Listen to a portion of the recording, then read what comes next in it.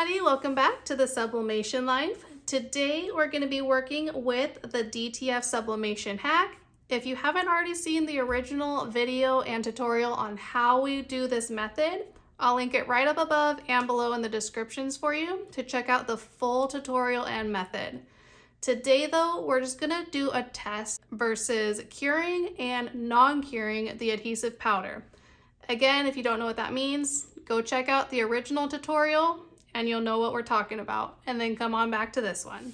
Also, if you haven't heard already, there is going to be a slight rebrand in the channel.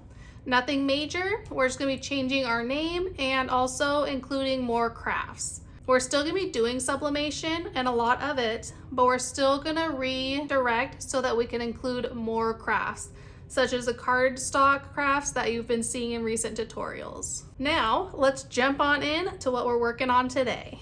As you can see here, I have a little elephant. It's just on a little blanket, and this was done with the DTF Sublimation hack with the Yamation DTF film and powder. They did actually recently also come out with a newer film. It's the 100U thick. Now, before we were using just the regular film, there was no thick or thin, whatever. It was just a regular film that they had. It worked really well, but there were a lot of people who were having issues getting it to print through their printer. So they also now have the 100U thick. It's a thicker film. It's a noticeably thicker film. It actually is able to print really well through the printers. I have an Epson 2803 and it had no problems at all with it. Now, if you are still using the regular film, there is another tutorial that also troubleshoots printing with that film. There's just different techniques to get the printer to grab the film for you. But today we will be using the new 100U thick. We'll be using that film today. You will also be needing the adhesive powder. Again, Yamation DTF powder adhesive. It comes in different medium, fine, and white. They do have a black one also. I do really like the medium though. It seems to work really well, gives good coverage, and sticks to the material really well as well. So you'll also need that.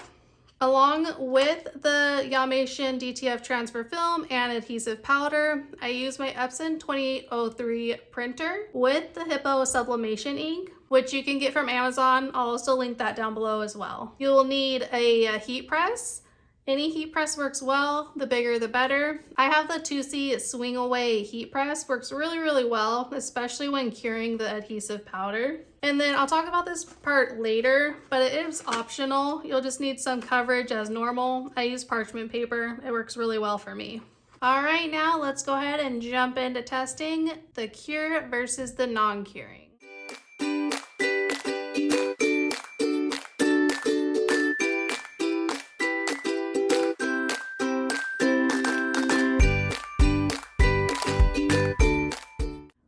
So here we have both of our little elephants printed out. They're the same exact setting, print, size, nothing is different between the two. I do have them laying on top of a plain piece of copy paper just so that you can see the image nicely. Now, this is the 8.5 by 11 DTF film I printed on. I did print also an extra one on the previous size, which I believe was an A4 size.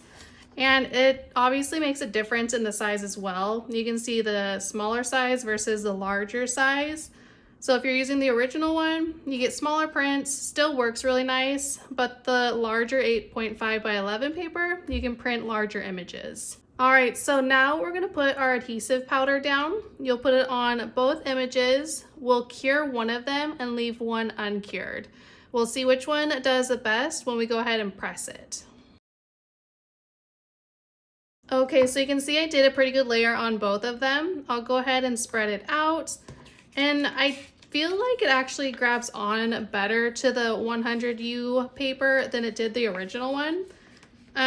Where the other one was really spotty. Sometimes it would grab on, other times it wouldn't. I don't really know the difference in that specifically, but this really does seem to hold the powder much better than the previous version. So we'll go ahead and keep spreading this out on both of the images.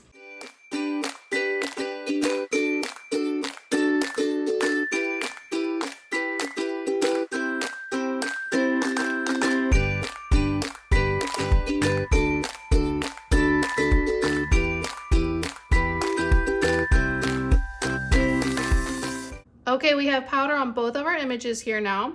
If you have little spots missing at all, just apply a little bit more powder in that area, redo the process, shake it off, and then just make sure everything is covered fully. Now that we have the powder on our images, let's go ahead and cure one of them, and then we will not cure a second one. And then we'll go ahead and press them both and see which one does the best. Okay, here we are with the Tusy combo heat press machine. It is a pull away and a swing away, which I do prefer over the clamshell press. The clamshell presses can give an uneven pressure because it closes down at an angle versus the swing away closes down all the way completely all at the same time on a full image. So I do prefer this over the clamshell, but whatever works best for you. To cure the powder, we're gonna be at 400 degrees and we're gonna cure it until it's completely clear on the image. If your powder doesn't look clear and it looks grainy, you need to continue curing more, hotter, or longer. It is a weird comparison, but once you're done curing, the powder should feel like the skin of an orange. Also, you should be able to touch the image without any powder coming off or any ink. Now that the heat press is at 400 degrees, we'll go ahead and cure the powder on the image. Also, something that I noticed was the film from before, it would warp at the high heat, whereas this 100U film, it stays pretty well the same throughout the high heats. So let's go ahead and apply the heat. And again, I usually do 400 degrees for about 60 seconds to start. We're not pulling the clamp down, we're just letting the heat source hover over the image. Okay, so it's been about a minute. I'll go ahead and swing that away and pull this out. You can see now that the image is very bright and vibrant, whereas before it was dull coming out of the printer, and that is very normal, so don't be worried when you do print your image and it's dull. Sublimation ink is activated by heat, and that's how you'll get your vibrant colors. Now, as you can see, the image is completely clear. All the powder has melted really well. You can touch it and nothing's coming off, just like that. That's how it should be. If it doesn't look super clear like this, then you need to pull your heat press back over and give it a little bit more time. Now let's go ahead and move over to pressing both images onto the blanket. All right, now we have our blanket on our heat press. We're gonna go ahead and place the non-cured image and the cured image. I'll press them at the exact same time, same temperature, same time, and then we'll let them completely cool off. If you peel before it's completely cooled off, you're just gonna lift the adhesive in the image because the adhesive has not cooled off enough to be able to peel it. So I'm gonna go ahead and place the non-cured image first.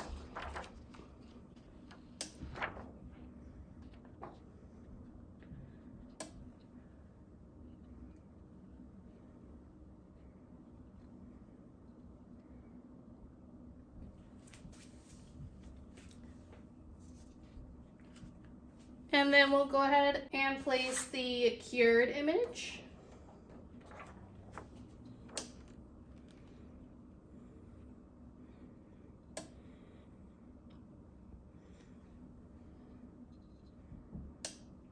Now, before we press this, I do want to note, you should pre-press any material to get any moisture out, and also lint roll anything.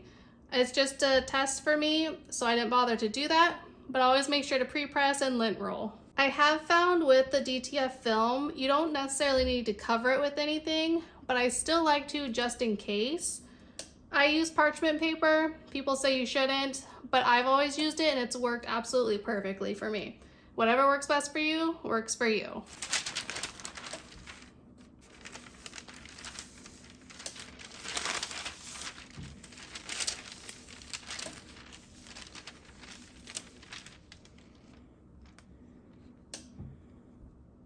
All right, so we're gonna swing our heat press over. We're gonna be at 325 degrees, 15 to 20 seconds, no more than 15 to 20 seconds. Mine usually does very good at 325 in 15 seconds, so we'll do that.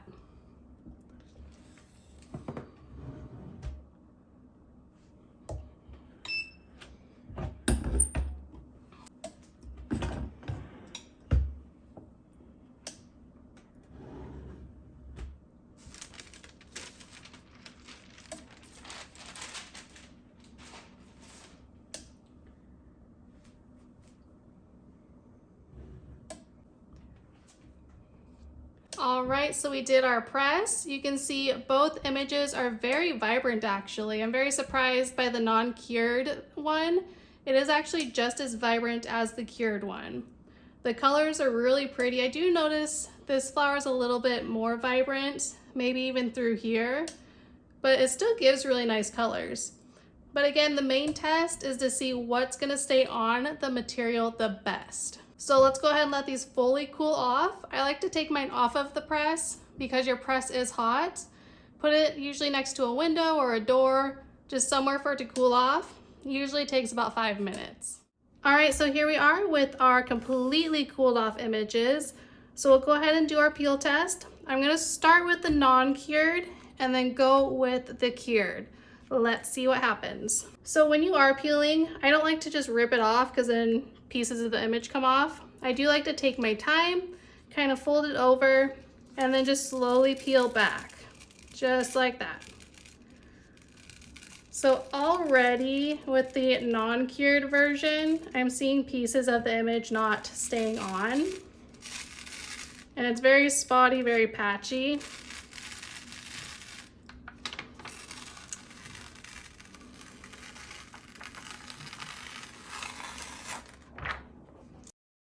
So that's the non-cured image there. And now we'll go ahead and do the cured image.